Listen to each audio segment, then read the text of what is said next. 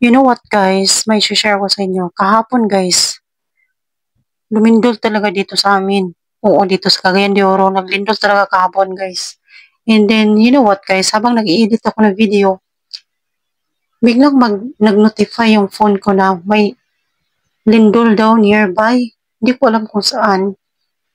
Pero maya-maya guys, pagtingin ko, yung door sa kwarto ko guys is gumaganon talaga siya guys. Tapos nagkaganon-ganon ako. Tapos sabi ko, hala, totoo pala, naglindol. Tapos, ang natamaan pala guys is yung Davao. Oo, talagang malakas talaga sa kanila guys. And then, nakakita ko na lang kahapon ng mga post ng mga tao na nagsitakbuhan, nagsilabasan sa mga building, sa mall. Oo, kasi sobrang lakas man dun sa kanila guys is 7.6 magnitude. Talagang mapapatakbo ka talaga sa ano guys, sa lakas. And then, kahapon talaga kinabahan talaga ako guys kasi imagine, di mo akalain na naglindol. Oo. And then, naku, nakakagulat naman yun. And then, sad to see talaga guys. Kagabi, doon sa ano, sa Davao din, aftershock guys, naglindol na naman ulit sa kanila.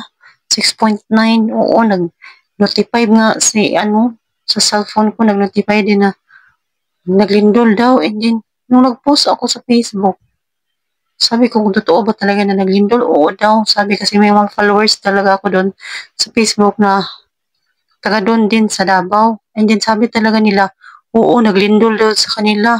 Mga 7:12 PM. Kagabi. And then sabi ko, totoo pala, naglindol talaga ulit. Oh my God, nakakatakot naman talaga yung mundo ngayon, guys. Hindi natin alam ba kung ano talaga yun ang nangyayari. Masasabi na ba natin na end of the world na? Oh my God. Parang i-ready na natin yung sarili natin. Kasi we don't know, di ba? Baka sinyalis na ito sa ano, pero hindi naman siguro. Pero, ano lang, pray na lang tayo kung ano man yung mangyayari, no? Kasi we don't know naman talaga. Tanging Diyos lang talaga yun nakakaalam. Pero, hay nako, nagpanik talaga yung mga tao, guys. Kasi, sa lakas ng lindol, oo. And then ngayon, walang klase ata kasi parang ini-inspection pa yung mga schools kung may sira, may crack, ganun. Kasi sa lakas pa naman ng 7.6, baka may ano ba. O kaya parang walang klase. Oo. And then, hay nako Lord. Ay, what's happening in this world? Kita guys, no? Kakatakot talaga yung ano ngayon guys, panahon. Kasi sunod-sunod di ba? May dalawang bagyo na pumasok sa Pilipinas. Then after sa dalawang bagyo, lindol sa Cebu, di ba? Then after sa Cebu, nagbagyo ulit, di ba? May pumasok na bagyo. Oo. O hindi ba yun nakapasok? And then, lumindol, di ba? Lumindol sa ano, sa nakita kong post sa ano ata, doon sa ang tawag yan? Sa Bagyo. Oo, parang naglindol din sa Bagyo. And then kasunod doon guys, lindol sa ano, sa Davao. Mas masakas pa sa Cebu kasi sa Cebu 6 man yun.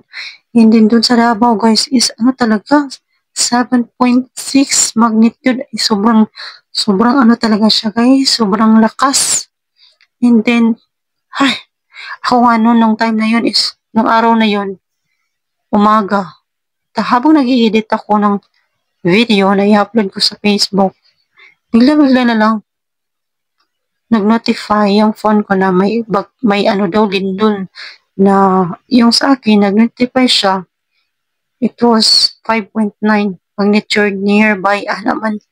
So, napipigil ako pag-edit. Tapos, nilingon-lingon ko ang paligid. Tapos, biglang tumayog.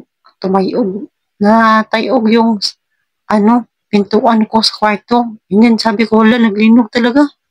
May lindol talaga. And then narinig ko yung mga kapitbahay nagsigawan sila kasi may ano daw, may lindol, lindol, lindol, ganito, ganyan.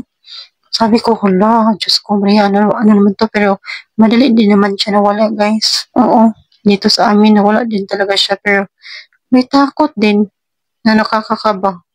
Kasi, hindi natin nakalain na madadaanan din pala tayo, no? Kung nadadaanan yung Cebu, tayo din naman, nadadaanan, naka-experience din tayo na pero at least dito sa Cagayan de Oro is, hindi talaga masyadong malakas.